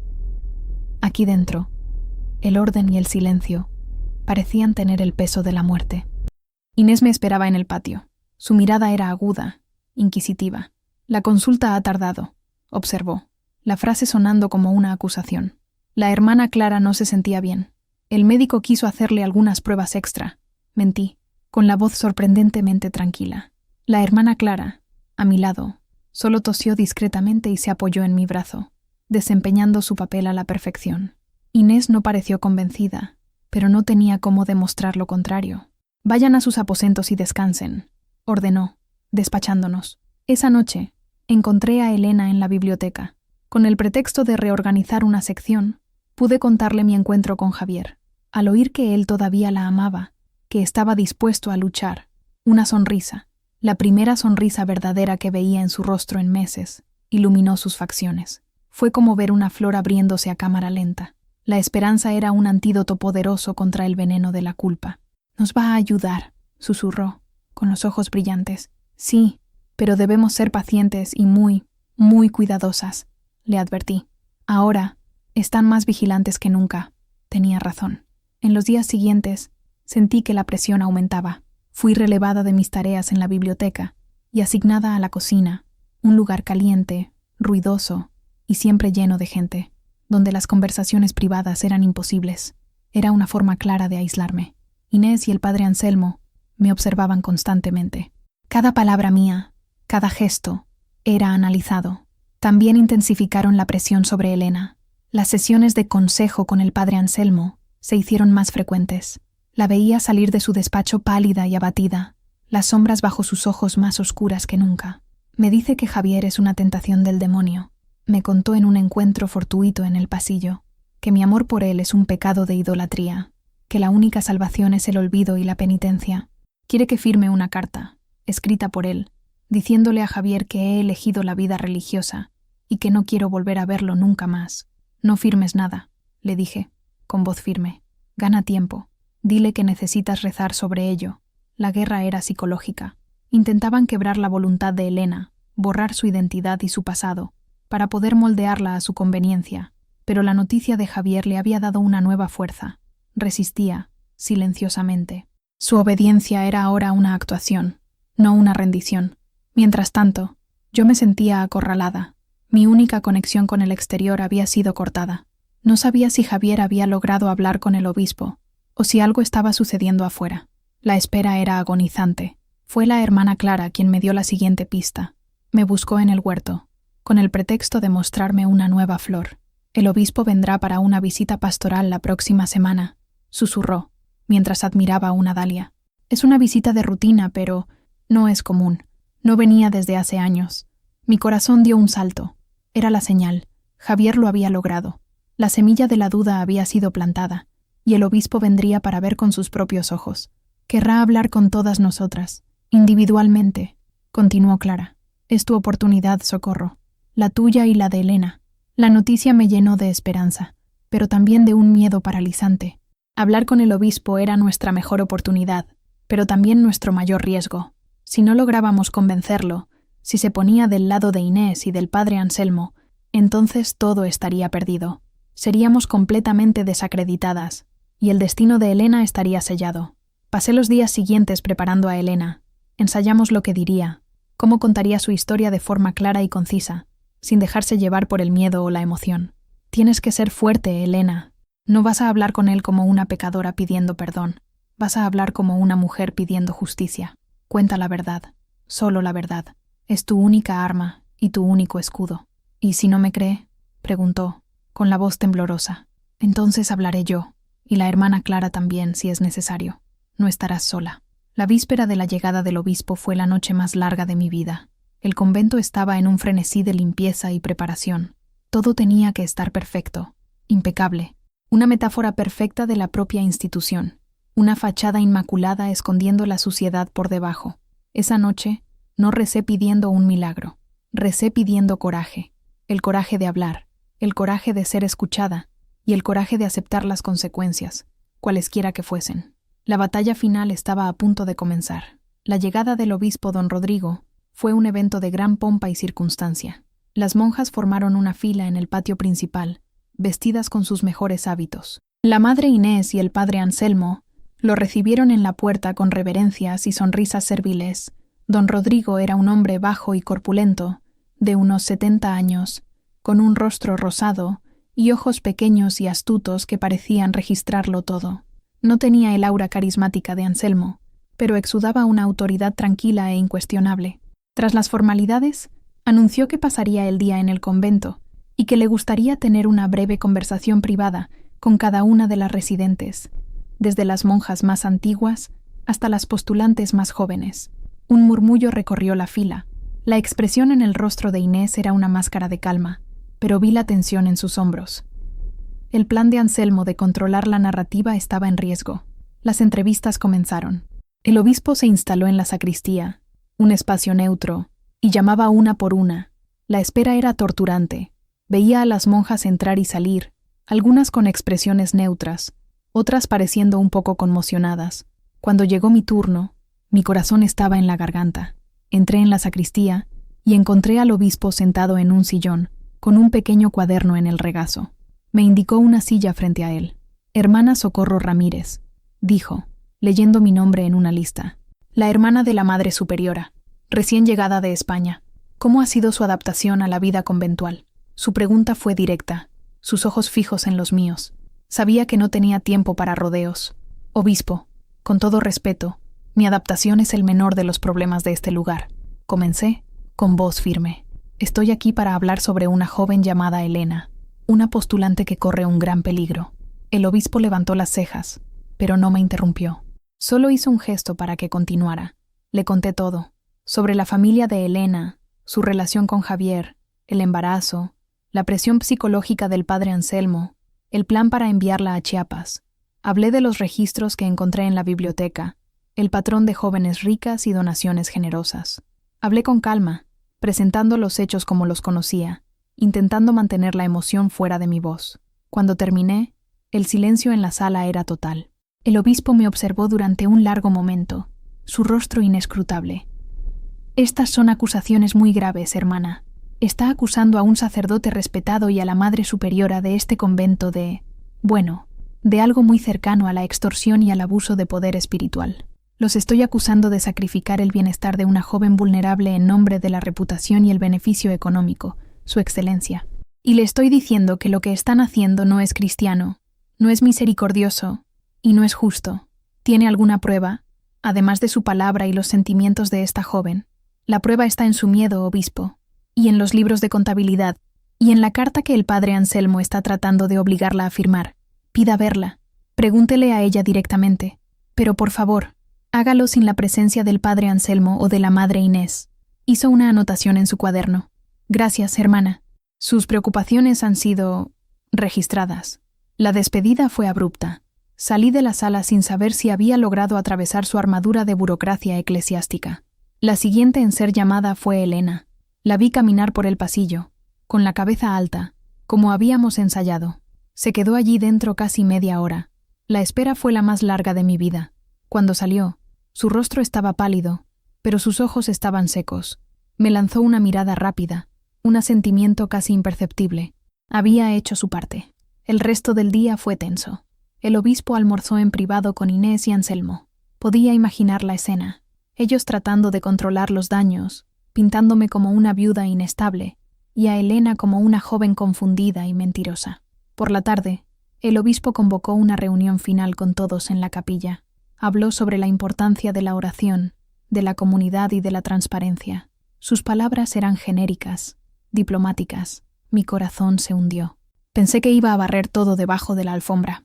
Pero entonces, dijo, como parte de nuestra continua misión de cuidado pastoral, he decidido que la postulante Elena necesita un periodo de discernimiento espiritual en un ambiente diferente. Me acompañará a la sede de la diócesis hoy, donde permanecerá en un retiro supervisado por mí, para que podamos evaluar adecuadamente su vocación. Un suspiro colectivo recorrió la capilla. Fue un golpe maestro. No hizo acusaciones directas, no creó un escándalo, simplemente eliminó a Elena de la ecuación, poniéndola bajo su protección directa. Vi el rostro de Inés ponerse blanco. La mandíbula de Anselmo se contrajo. Habían perdido. El obispo, con una única decisión, desmanteló su plan y tomó el control de la situación. Mientras Elena hacía su pequeña maleta, pude hablar con ella un instante. «Lo conseguiste», le dije, abrazándola. «Lo conseguimos», corrigió, con los ojos llenos de una gratitud que me partió el corazón. «Gracias, Socorro. Me salvaste. Tú te salvaste, Elena. Yo solo te recordé que tenías una voz». La observé salir junto al obispo, pasando junto a Inés y Anselmo, que se quedaron de pie en el patio, derrotados y furiosos. En ese momento, no sentí triunfo, solo un cansancio profundo y la certeza de que, para mí, el tiempo en aquel convento también había llegado a su fin. La partida de Elena y del obispo dejó un vacío en el convento, un vacío lleno de tensión y resentimiento. El aire, antes pesado de secretos, ahora estaba cargado de una furia silenciosa. Me convertí en una paria. Nadie me hablaba, excepto la hermana Clara. Las otras monjas desviaban la mirada cuando pasaba, como si mi traición fuera contagiosa. Las comidas se consumían en un silencio gélido, que no era de devoción, sino de hostilidad. Yo era la traidora, la que rompió el código de silencio. El padre Anselmo dejó de venir al convento. Corrió el rumor de que había sido transferido a una parroquia lejana para asumir nuevas responsabilidades. Era la forma que tenía la iglesia de lidiar con sus problemas, transferirlos a otro lugar, en lugar de resolverlos. Inés, mi hermana, fue quien más me castigó con su desprecio. No gritaba, no me acusaba abiertamente. Su venganza era más cruel. Me ignoraba por completo. Actuaba como si yo no existiera. Si le dirigía la palabra, se daba la vuelta y se iba. Éramos dos islas en el mismo océano de silencio, más distantes que nunca. El dolor de su desprecio era profundo, una herida antigua reabierta. Había perdido a la única familia que me quedaba, pero, a pesar de la soledad y el ostracismo, no me arrepentía. Por primera vez en mi vida, había hecho algo que importaba, algo que estaba alineado con mi conciencia, y no con las expectativas de los demás. La paz que sentía no provenía de la aprobación ajena, sino de una integridad recién descubierta. Una semana después de la visita del obispo, recibí una carta. Fue entregada por un mensajero de la diócesis, lo que significaba que no pasó por la censura de Inés. Era de Elena. «Querida Socorro», escribió, «estoy a salvo. El obispo me consiguió un lugar para quedarme con una familia amable en las afueras de la ciudad. También se puso en contacto con Javier. Vino a verme ayer. Fue como si el tiempo no hubiera pasado. Vamos a enfrentar esto juntos. Mis padres han sido informados y están furiosos, pero ahora ya no pueden controlarme. El obispo dejó claro que cualquier intento de coacción tendrá consecuencias. Javier y yo nos casaremos lo antes posible. Vamos a criar a nuestro hijo juntos. No será fácil, lo sé, pero por primera vez siento que tengo el control de mi propia vida. Y todo esto es gracias a ti. Me enseñaste que mi voz importa. Me diste más que refugio. Me diste libertad. Espero que algún día pueda devolvértelo. Con todo mi amor y gratitud, Elena y Javier. Leí la carta varias veces, las lágrimas corriendo por mi rostro. Eran lágrimas de alegría, de alivio. La semilla que ayudé a proteger estaba floreciendo. Mi pequeña rebelión había valido la pena. Guardé la carta como un tesoro. Era mi prueba de que había hecho lo correcto. Esa misma tarde, Inés me convocó a su despacho. Era la primera vez que me dirigía la palabra en una semana. La sala parecía la misma que en aquella primera confrontación, pero todo había cambiado. Yo ya no era la misma mujer. No me pidió que me sentara. Se quedó de pie, detrás de su mesa, la personificación de la autoridad herida. «He recibido una orden del obispo», dijo, con la voz desprovista de toda emoción. «El convento será puesto bajo investigación administrativa.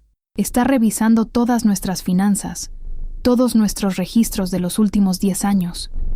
Su mirada era de puro odio. Lo has destruido todo, Socorro, todo lo que construí, décadas de trabajo, de sacrificio.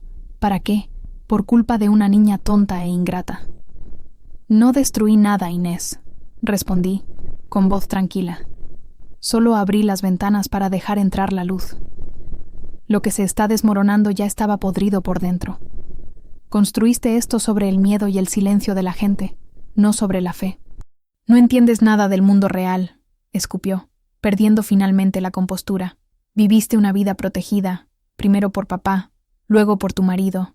Yo tuve que luchar, tuve que tomar decisiones difíciles para mantener este lugar en pie, para darles a todas estas mujeres un techo.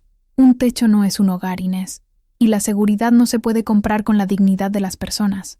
Respiró hondo, recomponiendo su máscara de frialdad. «Tu presencia aquí ya no es bienvenida. De hecho, ya no es sostenible. El obispo está de acuerdo en que sería mejor para la comunidad si te marcharas». Eran las palabras que esperaba oír. Expulsada, excomulgada del pequeño reino de mi hermana.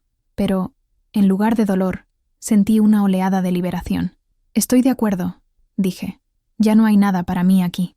Recoge tus cosas. El chofer te llevará a la estación de autobuses mañana por la mañana». Me di la vuelta para salir. En la puerta, me detuve y la miré por última vez. La mujer detrás de la mesa parecía pequeña, frágil, atrapada en una jaula de su propia construcción.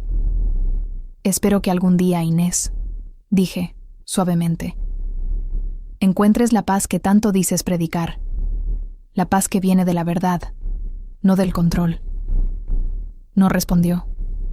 Salí de su despacho y cerré la puerta detrás de mí, cerrando no solo un capítulo, sino un libro entero de mi vida. Mi última noche en el convento fue surrealista. Hice mi pequeña maleta, el mismo proceso de desapego que había hecho en Valencia, pero esta vez la sensación era completamente diferente. Antes estaba huyendo, deshaciéndome de una vida que no era mía. Ahora caminaba hacia algo, aunque no supiera qué.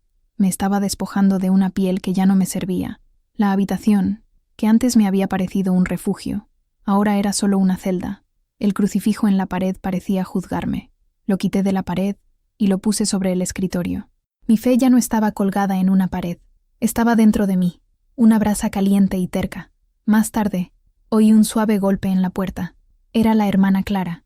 Entró, sosteniendo un pequeño paquete envuelto en un paño. «He oído que te vas», dijo, sus ojos azules llenos de una tristeza cariñosa. «Inés me ha pedido que me vaya», respondí. «Tiene miedo, y el miedo la vuelve cruel», dijo Clara, con su capacidad de ver la humanidad incluso en las acciones más duras. Cometió errores, pero creo que, en el fondo, pensaba que estaba haciendo el bien. «El camino al infierno está empedrado de buenas intenciones, Clara», murmuré, con la amargura aún presente. «Sí, pero el camino al cielo está lleno de perdón. Quizás no hoy, pero algún día». Me extendió el paquete. «Esto es para ti, para tu viaje». Desenvolví el paño. Dentro había un pan casero, todavía tibio, un pequeño frasco de mermelada de guayaba hecha por ella y una bolsita de lona que contenía semillas. «Semillas de epazote, de cilantro, de tomate», explicó, «para que puedas plantar tu propio jardín, donde quiera que vayas. Recuerda, Socorro, tienes buenas manos, manos que saben cuidar. Úsalas». La abracé con fuerza, inhalando el olor a tierra y a bondad que emanaba de ella. «Gracias, Clara, por todo. Fuiste mi única amiga aquí. Dios nos pone donde necesitamos estar», dijo, dándome una palmadita en la espalda. «Tu tiempo aquí ha terminado. Tu verdadera vocación apenas comienza». Sus palabras me dieron fuerza. A la mañana siguiente, me desperté antes de la campana. Me vestí, tomé mi maleta y caminé por los pasillos silenciosos por última vez. El convento estaba dormido, un gigante de piedra ajeno a mi partida. Mateo, el chófer, me esperaba en la puerta. No dijo una palabra, solo tomó mi maleta y la puso en el coche. Cuando me giré para mirar hacia atrás, vi la silueta de Inés en una de las ventanas del piso de arriba, observándome. Nuestras miradas se cruzaron por un instante a través de la distancia y el cristal. No hubo un saludo, ni un gesto, solo un reconocimiento silencioso del abismo que nos separaba. Mientras el coche se alejaba, los altos muros coronados de bugambillas desaparecieron de la vista. No sentí tristeza ni rabia, sentí solo un vacío limpio, una pizarra borrada. En la estación de autobuses, Mateo me entregó mi maleta y un sobre. «De la Madre Superiora», refunfuñó. Dentro había una cantidad de dinero, suficiente para unas pocas semanas. No había ninguna nota. Era un pago final, una forma de lavarse las manos, de terminar nuestra relación de forma transaccional. Acepté el dinero. No tenía orgullo que proteger. Lo necesitaba para empezar de nuevo. Compré un billete para San Bartolo Coyotepec, un pequeño pueblo en las afueras de Oaxaca, famoso por su cerámica negra. No sabía por qué elegí ese lugar. Quizás el nombre, Coyotepec, el cerro de los coyotes, me atrajo. Los coyotes eran supervivientes, animales inteligentes que vivían al margen. Me sentía un poco como uno de ellos. Sentada en el autobús, viendo el paisaje de cactus y montañas pasar por la ventana, me sentí completamente sola, pero no desamparada. No tenía un hogar, no tenía un plan, no tenía familia, pero me tenía a mí misma, y, por primera vez en mi vida, eso parecía ser suficiente. El viaje al convento había terminado. El viaje para encontrar a Socorro apenas comenzaba. San Bartolo Coyotepec me recibió con el olor a barro húmedo y a humo de leña. Era un lugar pequeño, de calles de tierra y casas de adobe pintadas de colores vivos. La vida aquí tenía un ritmo más lento, más ligado a la tierra. La gente se movía con un propósito tranquilo, sus manos manchadas de la arcilla negra que daba fama al lugar. Alquilé una pequeña habitación en la parte trasera de la casa de una alfarera anciana llamada Doña Elvira. Era un espacio humilde, pero tenía una ventana que daba a un patio lleno de gallinas y un pequeño fogón de leña.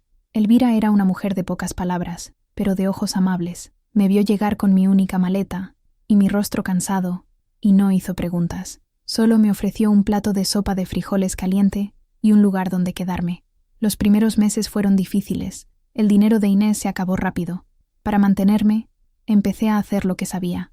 Cocinaba para los trabajadores de los talleres de cerámica, vendiendo comidas de arroz, frijoles y guisos sencillos. El trabajo era duro, pero honesto.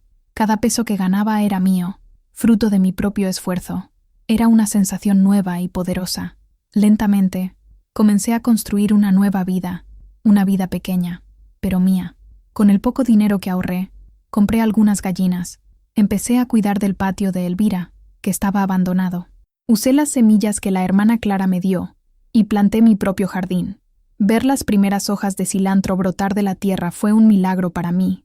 Era la prueba de que la vida podía empezar de nuevo, incluso en suelo árido. No iba a la iglesia.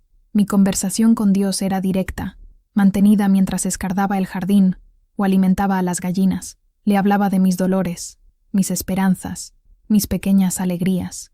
Y sentía que Él me escuchaba, no en los cánticos ensayados de una capilla, sino en el calor del sol, en el canto de un gallo, en el sabor de un tomate recogido de la planta. La gente del pueblo sentía curiosidad por mí, la mujer mayor, sola, que había aparecido de la nada. Me llamaban la Socorrito.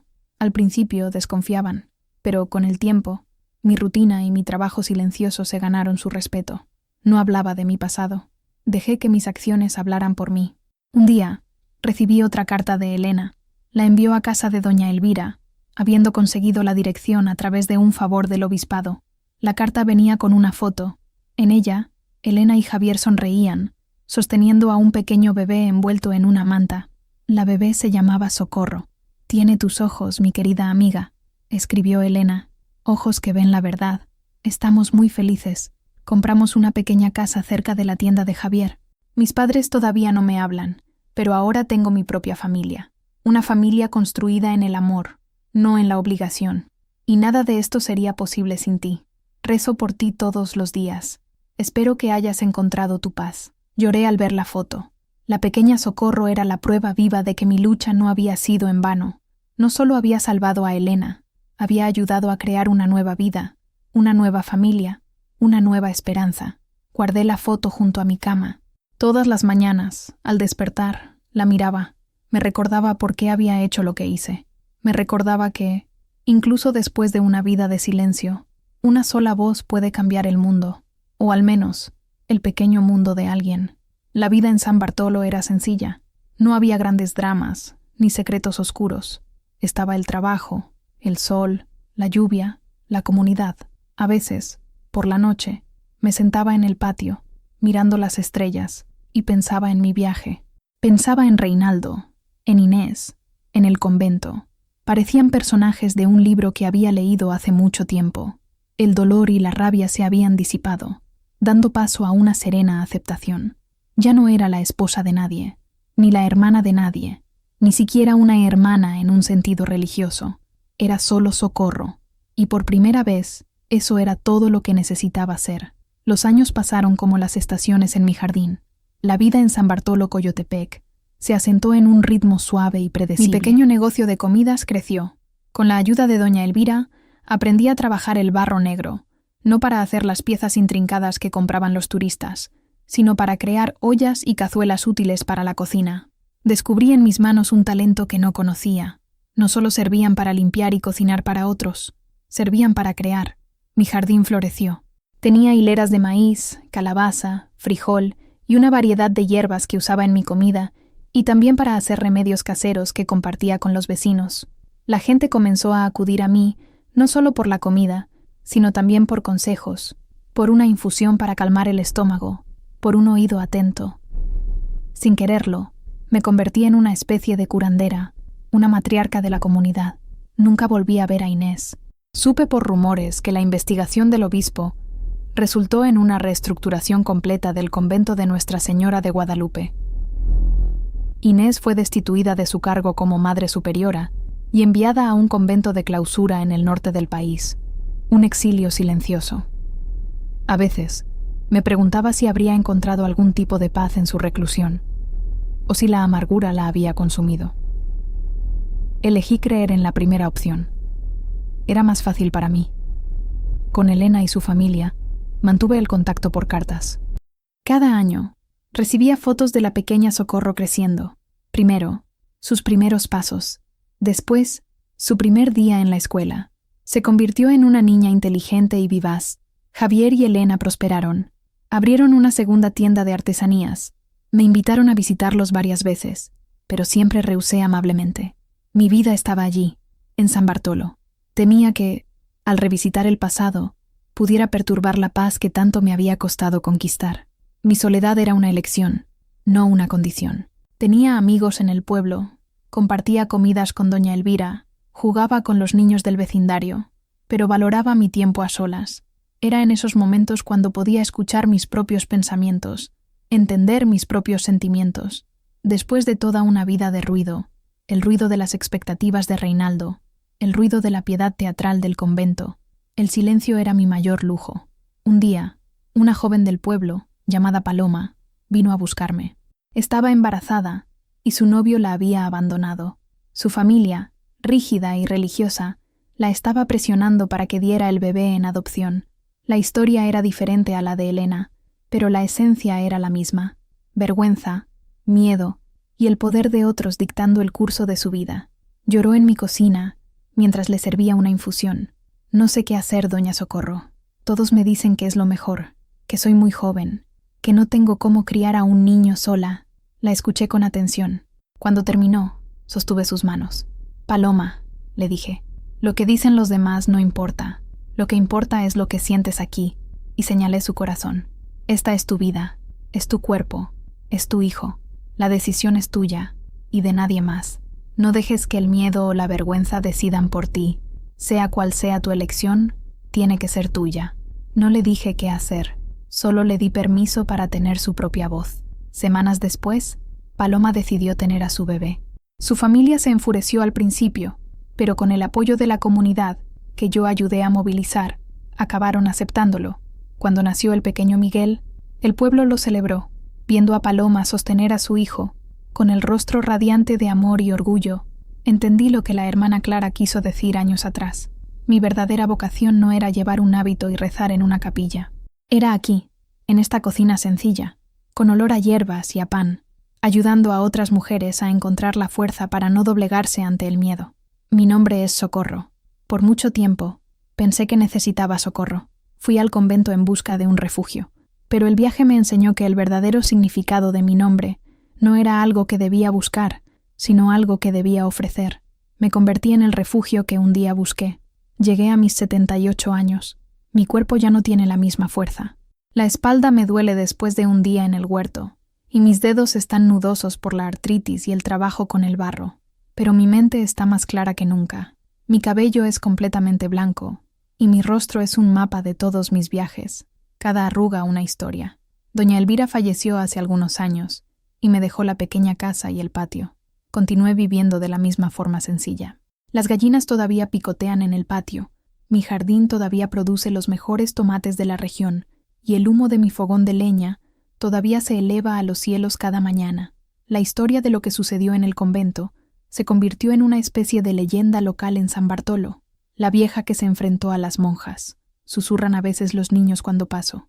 Yo sonrío. No entienden la historia completa. No fue un acto de heroísmo, fue un acto de autoconservación. Luché por Elena, pero también luché por la Socorro, que fue silenciada durante 40 años. Un día, un coche se detuvo frente a mi casa. Un coche moderno, que no pertenecía a las calles polvorientas de nuestro pueblo. De él bajó una joven de unos 19 años, con los mismos ojos expresivos y cabello oscuro que recordaba tan bien. A su lado estaban Elena y Javier, más mayores, con hilos de plata en el pelo, pero con la misma sonrisa en los labios. Era la pequeña Socorro, que ya no era pequeña. Mi corazón se detuvo por un instante. Finalmente habían venido. «Socorro», dijo Elena, con la voz entrecortada mientras me abrazaba. «Hemos venido». La joven Socorro me miró con una curiosidad reverente. «Así que, ¿es usted?», dijo con voz suave. «Mi abuela me lo contó todo sobre usted. Es mi heroína». «No soy una heroína, querida», respondí, sosteniendo su rostro entre mis manos temblorosas. «Solo soy una mujer que aprendió a hablar un poco tarde en la vida». Pasaron el día conmigo. Nos sentamos en mi patio, bebiendo agua de Jamaica y comiendo tortillas frescas. Me contaron sobre sus vidas. Socorro estaba en la universidad, estudiando Derecho. Quiero defender a la gente que no tiene voz, me dijo, y supe que el legado de aquella confrontación en el convento continuaría. Elena me entregó un sobre. Dentro había un billete de avión a Valencia. ¿Qué es esto?, pregunté. Mi hija Isabel te ha estado buscando, dijo Elena. Me encontró a través de los registros de la diócesis. Quiere verte. Ha pasado los últimos 20 años preocupándose por ti, sin saber dónde estabas. La mención de Isabel abrió una puerta en mi corazón que había mantenido cerrada durante mucho tiempo. Mi hija, mis nietos, que ahora ya debían de ser adultos. No lo sé, dudé. Ha pasado tanto tiempo. Nunca es demasiado tarde, Socorro, dijo Javier con amabilidad. Ve, haz las paces con tu pasado. Te lo mereces. Esa noche, después de que se fueran, me quedé sentada durante horas, mirando el billete de avión. Volver a España. Volver al lugar donde había sido invisible durante tanto tiempo. La idea me asustaba, pero entonces miré la foto de Elena y su bebé, y las semillas de la hermana Clara, que todavía guardaba en una latita. Ya no era la misma mujer que había dejado España. Ya no era una maceta pequeña con las raíces enmarañadas. Era un árbol, con raíces profundas en la tierra de San Bartolo, pero con ramas lo suficientemente fuertes como para alcanzar el otro lado del océano. Decidí ir, no para quedarme, sino para visitar, para cerrar el círculo, para mostrarle a mi hija la mujer en la que me había convertido, y quizás para perdonarme a mí misma por haberme ido sin una despedida adecuada. El viaje de vuelta a España fue un viaje en el tiempo. El avión moderno me llevó sobre el mismo océano que había cruzado 20 años antes, pero yo era una pasajera diferente. Aquella vez era una fugitiva. Esta vez era una peregrina, volviendo a un antiguo santuario, no para rezar, sino para despedirme. Valencia había cambiado, pero también seguía siendo la misma. Las calles estaban más concurridas, los edificios más altos, pero el olor del mar y la luz dorada del Mediterráneo eran los mismos. Era una ciudad que guardaba los fantasmas de mi vida anterior. Isabel me esperaba en el aeropuerto. Ahora era una mujer de 50 años, con los mismos ojos expresivos que yo, pero con arrugas de preocupación a su alrededor. Cuando me vio, se detuvo, y por un momento nos quedamos mirándonos a través de la multitud. Luego, corrió y me abrazó. Un abrazo fuerte, desesperado, como si quisiera compensar 20 años de ausencia. Mamá, sollozó en mi hombro. Pensé que nunca volvería a verte. ¿Por qué desapareciste? ¿Por qué nunca me escribiste? Necesitaba encontrarme a mí misma primero, hija mía, le dije, acariciando su cabello. No sabía quién era. ¿Cómo podría escribirte? Su casa era moderna y llena de vida. Mis nietos, Mateo y Sofía, ya eran adultos. Mateo era ingeniero y Sofía, artista. Me recibieron con una mezcla de curiosidad y cariño. Solo me conocían por las historias de su madre, la abuela misteriosa que un día se fue a un convento y nunca más volvió. Los primeros días fueron extraños. Me sentía como una visitante en un museo de mi propia vida. Dormí en una habitación de invitados impecable. Comí en una mesa de comedor donde todos conversaban y reían a carcajadas. Un contraste tan grande con las comidas silenciosas con Reinaldo. Isabel quería respuestas. Una noche, después de la cena, nos sentamos en la terraza. Me entregó una taza de té y me miró con una seriedad que me recordó a mí misma. Cuéntame, mamá, cuéntamelo todo. ¿Qué pasó en ese convento? Y entonces, se lo conté. Por primera vez, verbalicé toda la historia para alguien de mi familia. Hablé de Reinaldo y del silencio opresivo de nuestro matrimonio. Hablé de mi llegada al convento, de mi búsqueda de paz. Hablé de Inés, de Elena, del padre Anselmo, de la hermana Clara. Hablé del descubrimiento, de la confrontación, de la expulsión. Hablé de mi nueva vida en San Bartolo. Mientras hablaba, veía el rostro de Isabel pasar por una gama de emociones: conmoción, rabia, tristeza y finalmente comprensión. Cuando terminé, me tomó la mano. Dios mío, mamá, pasaste por todo eso sola. Y yo estaba enfadada contigo. Pensé que nos habías abandonado. Nunca te abandoné en mi corazón, Isabel. Pero necesitaba abandonar a la mujer que era. Se estaba muriendo. Necesitaba nacer de nuevo. Ahora lo entiendo, dijo, con los ojos llenos de lágrimas. Solo desearía haber estado allí para ayudar. Ayudaste, le dije. Tu pregunta, aquel día, antes de que me fuera, ¿paz o huida? Esa pregunta se quedó conmigo. Fue la semilla de todo. Me hiciste cuestionar, y el cuestionamiento me salvó. En ese momento, en la terraza de una casa en Valencia, el abismo entre nosotras se cerró. Ella ya no era la hija resentida, y yo ya no era la madre ausente. Éramos dos mujeres, compartiendo nuestras historias, nuestros dolores, nuestras fuerzas. Me había ido para encontrarme a mí misma, y al volver, encontré a mi hija de una manera que nunca antes habría sido posible. Pasé 3 semanas en España. Fue un tiempo de redescubrimiento y de cierre. Isabel me llevó a pasear por Valencia. Visitamos lugares que no veía desde hacía décadas. El mercado central, con su ruido y sus colores. La playa de la Malvarrosa, donde caminé por la arena y sentí la brisa del mar, un placer simple que nunca antes me había permitido. Caminar por esas calles fue como encontrar versiones antiguas de mí misma. Vi a la joven novia, llena de esperanzas ingenuas. Vi a la esposa de mediana edad, caminando con la cabeza gacha, haciendo las compras del día. Vi a la viuda, perdida y asustada. Las reconocí, pero ya no eran yo. Podía mirarlas con compasión, como si fueran personajes de una historia. Un día, le pedí a Isabel que me llevara al cementerio. Necesitaba visitar la tumba de Reinaldo. Se sorprendió, pero aceptó. La lápida era sencilla, de mármol gris. Reinaldo Morales, amado esposo y padre. Me quedé allí, en silencio, durante un largo rato. No sentí rabia, ni tristeza. Sentí una especie de paz. Te perdono, Reinaldo, susurré al viento. Te perdono no por ti, sino por mí. Perdono al hombre que fuiste, producto de tu tiempo y de tu crianza, y me perdono a mí misma por haber permitido que tu silencio definiera el mío durante tanto tiempo. Fue como soltar la última ancla que me ataba al pasado. Salí del cementerio sintiéndome más ligera. El momento más difícil fue la despedida. Isabel y mis nietos me llevaron al aeropuerto. Esta vez no hubo lágrimas de resentimiento, solo de amor. ¿Volverás, abuela?, preguntó Sofía abrazándome con fuerza. Quién sabe, querida. El mundo es grande, pero prometo escribir, y siempre serán bienvenidos en mi pequeña casa de San Bartolo. Isabel me dio un último abrazo. Gracias por haber vuelto, mamá. Gracias por permitirme conocerte de verdad. En el avión, volando de regreso a México, supe que había hecho lo correcto. Ya no pertenecía a España, pero había recuperado un pedazo de mí que dejé atrás. Había reconstruido el puente con mi hija. El círculo estaba completo. Cuando aterricé en Oaxaca, el aire cálido y el olor a tierra me envolvieron como un abrazo familiar. Tomé un autobús a San Bartolo. Al bajar en la plaza del pueblo, vi a Paloma y a su hijo Miguel, que ahora ya era un niño de 5 años, corriendo hacia mí. «¡Doña Socorro! ¡Ha vuelto!», gritó, agarrándose a mis piernas. «Sí, hijo mío, he vuelto a casa». Mientras caminaba por la calle de tierra hacia mi pequeña casa, con el sol poniéndose tras las montañas, sentí una felicidad plena y serena. Había viajado por el mundo, cruzado océanos, enfrentado demonios internos y externos, y al final descubrí que el paraíso no era un lugar de muros altos y silencio sagrado. Era un pequeño patio con gallinas, un jardín lleno de vida y una comunidad que me llamaba por mi nombre. La vida retomó su ritmo tranquilo en San Bartolo. Mi viaje a España había cambiado algo en mí. La paz que sentía ahora era más profunda, más asentada. Ya no era una exiliada. Era una mujer con raíces en 2 continentes, con una familia repartida por el mundo, pero con un hogar firmemente establecido en mi pequeño pedazo de tierra en Oaxaca.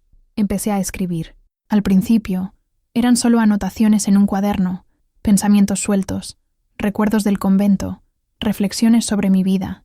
Pero, poco a poco, las anotaciones se convirtieron en una narrativa.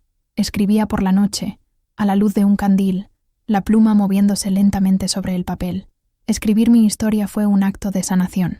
Al poner las palabras en el papel, organicé mis recuerdos, di sentido a mi viaje. Escribí sobre el silencio de Reinaldo, sobre la belleza engañosa del convento, sobre el miedo en los ojos de Elena, sobre la sabiduría en las manos de la hermana Clara. Escribí sobre la rabia, el miedo, el coraje y, finalmente, la liberación. No escribí para publicar, ni para ser leída por muchos. Escribí para mí misma, para la joven Socorro, para que supiera que su vida tendría un propósito.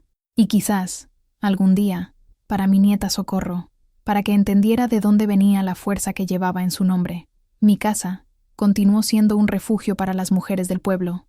Venían con sus problemas, sus miedos, sus corazones rotos, y yo las escuchaba.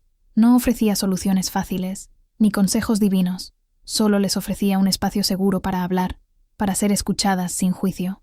Y les contaba pedazos de mi propia historia, no para presumir, sino para mostrarles que la resiliencia es un músculo que se fortalece con el uso. Un día, un joven sacerdote llegó para hacerse cargo de la pequeña parroquia de San Bartolo. Era diferente a Anselmo. Era joven, humilde, con una sonrisa abierta. Escuchó las historias sobre mí, la vieja que se enfrentó a las monjas, y en lugar de condenarme, vino a visitarme. Nos sentamos en mi patio y le serví un café. Me preguntó sobre mi fe. «Padre», le dije, «perdí mi religión entre los muros de un convento, pero encontré mi fe en un jardín. Creo en un Dios que no vive en edificios de piedra, sino en el coraje de una joven madre, en la bondad de una monja anciana, en la fuerza que encontramos para decir nuestra verdad. Mi Dios es el Dios de los que no se callan». Me escuchó con respeto, y a partir de ese día, una amistad improbable floreció entre nosotros.